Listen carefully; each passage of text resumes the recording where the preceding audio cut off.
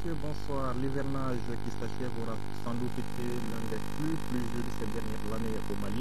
La pluviométrie est un facteur essentiel pour favoriser de bonnes récoltes, mais un facteur parmi tant d'autres. Quel est l'état des cultures et quelles récoltes faut-il attendre cette année? C'est la question à laquelle s'intéresse aujourd'hui l'interview de la semaine. Nous recevons le directeur national de l'agriculture. Monsieur le directeur, bonsoir. Bonsoir. Un mot pour commencer de cette pluviométrie exceptionnelle cette année. Effectivement, la campagne agricole 2012-2013, dans la phase hivernage tend vers la fin, s'est déroulée dans de bonnes conditions, parce que la pluviométrie est venue de façon précoce, bien répartie dans le temps et dans l'espace. Et les hauteurs d'eau aussi sur les principaux cours d'eau, on a reçu beaucoup d'eau. La crue est bonne. Donc, pour ça, vraiment, on remercie le bon Dieu de nous avoir gratifié d'une très bonne pluviométrie et d'une bonne crue pour faire défaut de l'année dernière. Parce qu'il y a eu un arrêt précoce la campagne précédente et le niveau faible aussi de la crue a vraiment affecté le niveau de production agricole en République du Mali, notamment dans la bande sahélienne. Mais est-ce que la surabondance de pluie cette année n'est pas de nature quelque part à nuire aux cultures aussi? Non, on ne peut pas dire qu'il y a une surabondance parce que les pluies étaient très régulièrement réparties. Il y a eu bien sûr quelques cas d'inondation, notamment dans la région de Ségou et la région de Mopti. Bon, nous sommes en train d'évaluer le niveau de ces pertes-là. Mais la pluviométrie a été régulièrement répartie et la hauteur d'eau n'était pas aussi trop abondante comme vous êtes en train d'apprécier. On a peut-être dû un peu surestimer les choses ici à Bamako. Alors, est-ce que hivernage pluvieux, ça veut dire forcément de bonnes récoltes? Est-ce que nos agriculteurs ont pleinement profité de cette situation? Les producteurs ont pleinement profité de cette situation parce que depuis le démarrage, ils ont commencé à faire les emblaviers. Raison pour laquelle aujourd'hui, si nous prenons les céréales seulement, nous sommes à peu près à 99% de réalisation de nos objectifs.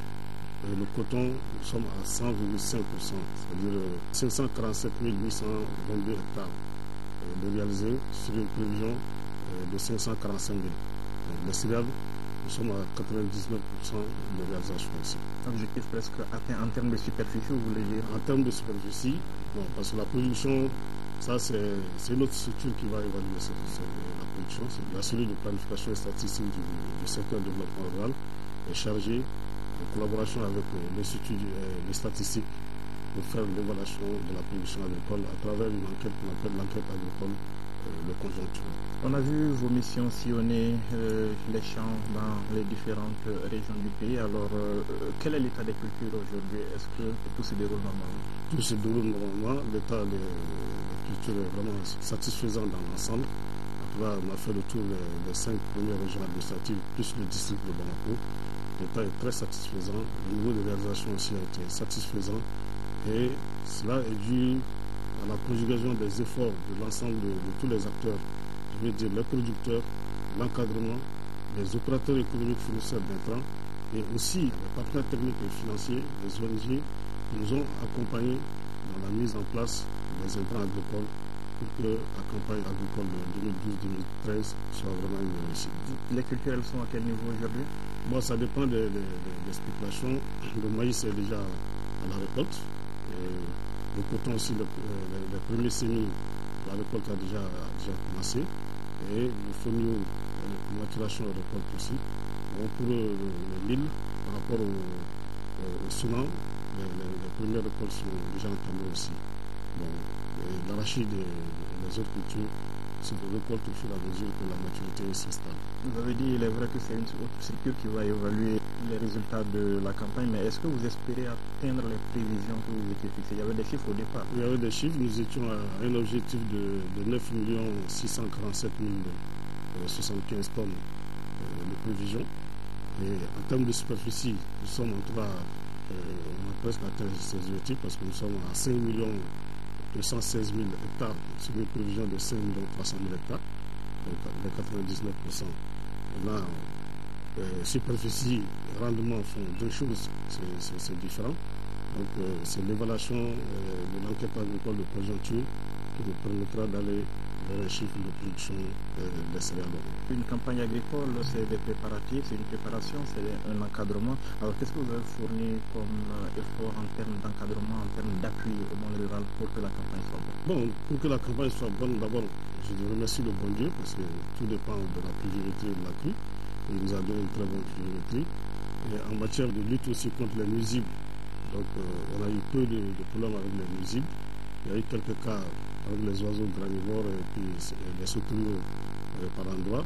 L'Office de la protection des végétaux a pris des mesures pour vraiment limiter les dégâts à ce niveau. Bon, la menace acridienne était annoncée et on avait pris des dispositions. Et jusqu'à présent, ces dispositions de veille sont en cours. Il y a 10 équipes que le Centre national de lutte contre le criquet pèlerin a eu à déployer dans la bande sud pour pouvoir sécuriser les zones de production. Et en termes de mesures encore, il faut saluer les efforts fournis par le gouvernement en faisant le recrutement de 150 nouveaux agents pour renforcer notre dispositif. Le gouvernement a accordé aussi la subvention aux engrais, céréales et coton. Donc ça aussi, ça a vraiment galvanisé un peu l'élan des producteurs dans la réalisation des enveloppes. Donc, sans oublier l'accompagnement des opérateurs économiques qui ont bien voulu mettre les intrants en place, et aussi les ONG et les partenaires techniques qui, malgré les difficultés politiques que notre pays a connues, donc, ont participé quand même de façon humanitaire dans la mise en place des activités de la campagne agricole 2012 et 2013. Vous avez parlé de la menace acridienne. Est-ce qu'elle est circonscrite? Elle est par derrière? Bon, pour nous, en tout cas, pour le moment, on ne peut pas dire que c'est un risque zéro, mais sur le plan biologique même, il est difficile qu'une invasion puisse vraiment se passer au stade actuel des choses. Mais ils peuvent s'attendre à des essais qui peuvent venir d'autres localités, qui peuvent être en dehors du Mali, mais le dispositif de veille mis par le Centre national de lutte contre le criquet pèlerin nous rassure. Et les pays voisins aussi nous ont fait une rencontre tout récemment à Machot pour essayer de 13 pays pour essayer de mettre en place un plan de lutte commun pour pouvoir vraiment réagir en cas d'invasion. Et les intrants, l'approvisionnement s'est fait correctement cette année malgré la crise? Bon, il y a eu quelques difficultés. Bon, au sud, il n'y a pas eu de gros problèmes, mais nous avons mis des équipes en place au niveau de Sévaré Mopti pour pouvoir approvisionner, disons faciliter l'approvisionnement des producteurs des régions de Tombouctou, Gao, en étant subventionnés surtout. Donc, nous avons aussi, maintenant, l'acheminement devrait se faire par la voie fluviale parce que les camions ne peuvent pas se mouvoir. Donc, à ce niveau, on n'a pas connu tellement de problèmes parce qu'il y avait deux équipes à Sévaré et à Mopti pour délivrer les cochons techniques aux producteurs qui voudraient avoir les engrais subventionnés. Bon, les partenaires techniques tels que la GIZ, vous avez aussi les Pays-Bas, l'USAID, je ne veux pas être exhaustif, mais parmi tant d'autres qui ont aussi déployé des efforts. C'est comme ça que les grands périmètres d'Ayamadi à Koriomé ont reçu la totalité de leurs besoins en engrais, en semences, et 100 000 litres de gasoil aussi pour pouvoir faire le système de pompage. Parce qu'à Tombouctou, c'est les périmètres irrigués qui sont exploités. Et la production rizicole, les 10% de notre production viennent de la partie nord. Et la production de blé aussi, qui tourne autour de 30 000 tonnes, totalement produite dans la région de Tombouctou. Donc, les ressortissants de ces localités, plus les partenaires techniques et financiers, nous ont accompagnés pour que les producteurs ne développent pas en reste par rapport aux activités agricoles. Mais vous n'avez pas de moyens particuliers pour contrôler puisque le pays est coupé en deux? Le pays est coupé en deux, mais nous avons certains agents ressortissants de Tombouctou Gao qui sont restés sur place. Donc, et qui nous envoient des informations. Et nous avons aussi la chambre régionale d'agriculture à travers lesquelles on passe pour avoir les informations sur le terrain. On espère pouvoir produire les 10% de production nationale. Nous l'espérons, en tout cas en termes de riz, nous l'espérons. Mais ce qui est difficile à cerner, ça, c'est par rapport aux cultures pluviales, les cultures binaires. Bon, là, on n'a pas tellement d'informations. Mais par rapport à l'ensemble des périmètres, la situation est connue parce que nous avons fait un recensement exhaustif de ces périmètres avec leur superficie et le nombre d'exploitants. On ne le souhaite pas évidemment, mais en cas de campagne déficitaire de ce côté, est-ce que la production au sud est suffisante pour couvrir les besoins? Nous pensons parce que chroniquement, c'est les zones qui sont toujours déficitaires. Donc c'est le mouvement entre les grandes zones de production et ces zones déficitaires qui arrivent vraiment à combler le déficit. Donc avec l'allure actuelle de la campagne au sud, je pense que le mouvement des céréales vers ces zones-là va nous permettre de combler en cas de déficit. Parce que là-bas aussi la pluviométrie était bonne, contrairement à la situation qu'on a connue l'année dernière dans cette zone. Comment est-ce que vous évoluez, vous faites tout ça dans un contexte global de retrait des partenaires techniques et financiers? Bon, c'est pour ça que je disais qu'il fallait saluer vraiment l'effort du gouvernement, parce que le gouvernement a accepté d'avoir accordé, poursuivre la subvention. De 36 milliards, on est parti à 30, ils ont même ajouté 2 milliards de plus pour qu'on soit à 38 milliards. Et aussi le fonctionnement des services, c'est le gouvernement qui a soutenu le fonctionnement en donnant du carburant pour que les agents puissent être mobiles sur le terrain. Par rapport au coton, la ristourne qui était de 15 francs le kilo de coton producteur, le gouvernement a amené ça à 20 francs. Donc tout ça, ça va quand même donner un peu d'élan à la mise en œuvre du plan de campagne 2012-2013. Sur le coton, le record il sera tenu, on fera un record cette année? Nous l'espérons parce que, comme je l'ai dit, on avait un objectif global de coton graine de 500 000 tonnes sur une superficie emblavée de 545 000 hectares. Et aujourd'hui, en termes d'emblavure, nous sommes à 547 822 hectares. Donc 100,5% de réalisation. Et si vous prenez en moyenne même à peu près à une tonne à l'hectare, vous voyez, on sera à plus de 500 000 tonnes. Même si on est en dessous, je pense qu'à 900 kg à l'hectare, on peut atteindre les 500 000 tonnes de coton. Parlant de céréales, on sait qu'on sort un peu d'une campagne déficitaire et puis s'ensuit forcément une flambée des prix des céréales. Est-ce qu'on peut espérer acheter nos céréales moins chères après cette campagne hivernale? La bonne production et les bas prix, bon, ça c'est une corrélation que nous, en tant qu'appui conseil, on ne souhaite pas. Parce que pour que la production soit là, il a fallu qu'il y ait un investissement en termes de ressources financières, matérielles et humaines. Donc, si les prix chutent jusqu'à un certain seuil, il va de soi que les campagnes à venir, les gens ne seront plus intéressés à faire le même investissement. Il faut qu'on comprenne aujourd'hui que l'agriculture est une entreprise qui doit pouvoir nourrir les producteurs. Donc, ils vivent de ça. Donc, les produits qui sont issus de leurs efforts mis sur le marché doivent leur permettre aussi d'avoir des revenus conséquents pour améliorer leurs conditions de vie.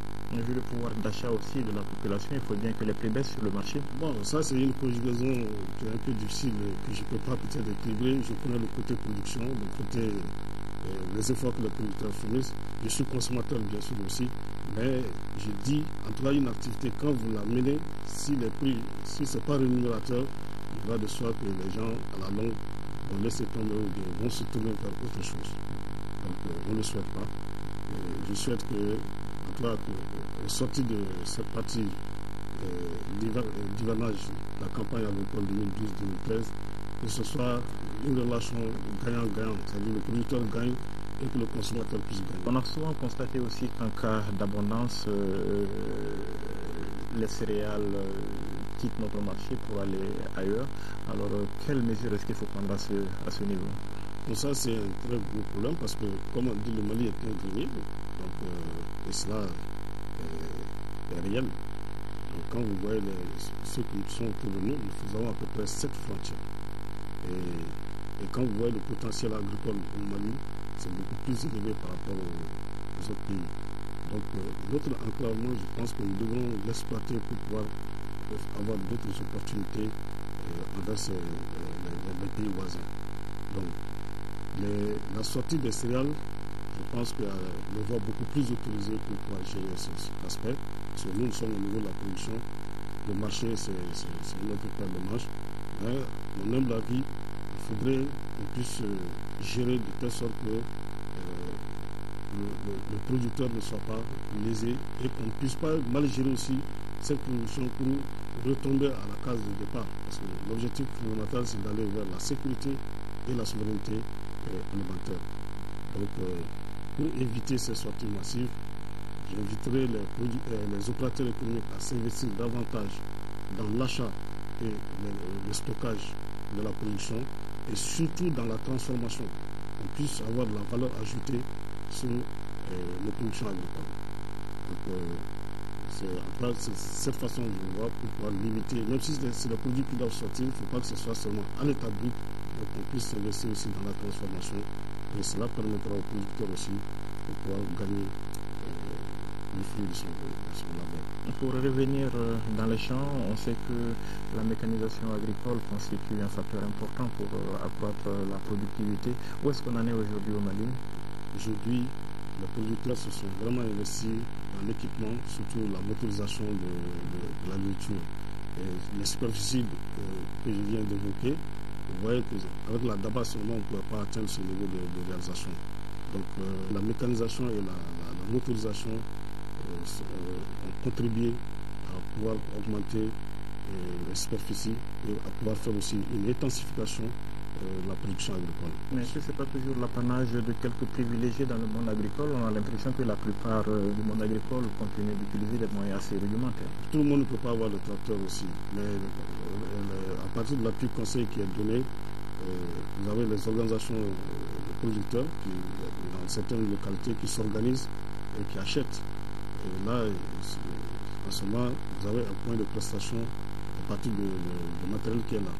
Donc, tout le monde ne peut pas avoir un tracteur, mais je pense que les travaux essentiels qui sont surtout les activités de préparation des champs, notamment le labour, le lit de semences, ça c'est des activités compte tenu du phénomène de changement climatique qu'il faut mener à temps pour pouvoir faire des semis à temps et rester vraiment dans le calendrier agricole. Donc, comment faire, monsieur le directeur, pour mettre notre agriculture à l'abri des aléas? Il y a des efforts dans ce sens aussi. Hein. Vous avez vu les aménagements hydro-agricoles qui sont en train de se faire pour faire une maîtrise de l'eau, permettre à chaque zone de production agricole aussi d'avoir des aménagements de proximité. Partout cela s'avère possible d'avoir des infrastructures pour la maîtrise totale de l'eau. Donc le gouvernement a fait un grand programme par rapport à ça et les activités sont en cours. Bon, et aussi la recherche a fait beaucoup d'efforts en matière de variétés. Donc on avait des variétés à long cycle qui n'arrivaient pas à boucler leur cycle. Aujourd'hui, il y a toute une gamme de variétés qui nous permettent vraiment d'être dans le temps par rapport au changement climatique et surtout le caprice de la pluviométrie. On a célébré cette semaine la journée mondiale de l'alimentation. Alors l'Afrique est toujours parmi ces zones dans lesquelles on compte le plus grand nombre de personnes qui souffrent de la faim. Comment sortir de ça? Bon, comme je l'ai dit, c'est la modernisation, l'intensification de la production qui nous permettront d'aller au-delà de ça. Et au bout de ça, il faut que ça se poursuive aussi dans la transformation et les conditions de stockage. Avec les moyens qui sont en train d'être employés aujourd'hui, je pense que l'Afrique, avec le temps, pourra se lever. Le changement de mentalité aussi qui se fait, parce que c'était réservé vraiment à une couche déshéritée. Donc aujourd'hui, vous avez des gens qui cherchent, ont de gros moyens, qui cherchent à s'installer maintenant dans le secteur. Et c'est ce que notre loi d'orientation dit d'ailleurs. Il y a l'exploitation agricole familiale et il y a l'entreprise agricole. Donc ce sont la combinaison de ces deux-là, les effets de ces deux nous permettra d'aller vers une sécurité et une souveraineté alimentaire. Et la journée a mis cette année un accent particulier sur le rôle des coopératives. Est-ce qu'elles jouent un rôle important au Mali? Ah oui, parce que tout ce qu'on fait, c'est lié à l'organisation. Donc plus on est uni, plus on est fort.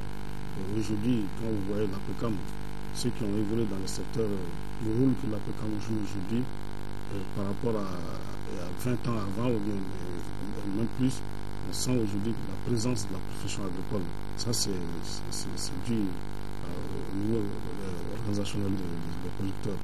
plus ils finissent, plus ils peuvent être forts et plus ils peuvent vraiment se faire entendre et puis aussi orienter même les éléments de politique agricole vers leurs besoins réels. Quel est votre appel aujourd'hui à l'endroit du monde rural? Bon, mon appel, c'est surtout la vigilance. Il faut qu'on soit tout vigilant par rapport à la menace artésienne. Toute information, tout constat que les uns et les autres feront sur le terrain, il faudrait que l'information remonte à temps pour que les dispositions soient prises. Il en est de même pour tous les autres nuisibles.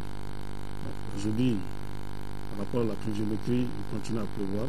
Donc, je demanderai à l'ensemble des producteurs de faire la récolte au fur et à mesure que leur production arrive en maturité et de les mettre à des endroits pour qu'on ne connaisse pas vraiment une dépréciation de la qualité de ces récoltes-là. Qu'on évite au maximum de pertes post-récolte au stade actuel des choses. Bon, l'autre aspect, c'est qu'il faut que l'encadrement aussi soit à leur côté pour pouvoir vraiment donner les conseils qu'il faut et que les zones qui ont connu des pertes par suite d'inondation puissent faire une évaluation judicieuse de la situation pour nous permettre d'élaborer les éléments de politique à adresser aux décideurs pour aider ces localités à préparer la campagne future. Et que tout le monde conjugue les efforts, opérateurs économiques, producteurs, encadrement, pour qu'on puisse faire une bonne gestion de la bonne production qui compte malheureusement. Monsieur le directeur, nous vous remercions d'avoir répondu à notre invitation. Merci. Merci à vous aussi, chers téléspectateurs, d'avoir été avec nous. Rendez-vous la semaine prochaine pour un autre numéro de l'interview de la semaine. En attendant, passez de bons moments en compagnie de nos programmes.